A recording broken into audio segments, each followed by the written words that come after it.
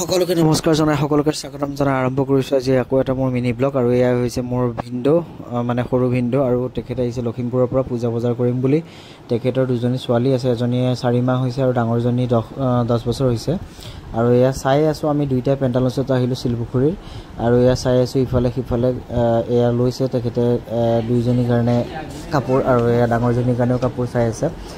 আমি গোটে পেণ্টালছখন চালো আমাৰ কাৰণেও চালো কিন্তু মই একো নললো মইতো যেহেতু লৈ থাকো এইকাৰণে আমি এফালে বজাৰ কৰি মেলি ওলাই আহিলো আৰু এইফালে চকচোন শিলপুখুৰী সেই পূজাৰ কাৰণে কিমান ধুনীয়াকৈ ডেকোৰেশ্যন কৰিছে ভাল লাগিল আৰু বজাৰ কৰি মেলি আহি পেলাই আমি দুইটাই ভাবিলো যে অলপ কিবা কিবি খাই লওঁ ম'ম' হওক যি হওক নহওক আমি খাই লওঁ তাকে খাবৰ কাৰণে আহিলো এইখনতে ওচৰতে থকা এখনত আৰু এইফালে আমি দুইটাই অৰ্ডাৰ কৰি দিলোঁ চিকেন ম'ম' আৰু এয়া দুইটাই আমি চিকেন ম'ম' খাই আছোঁ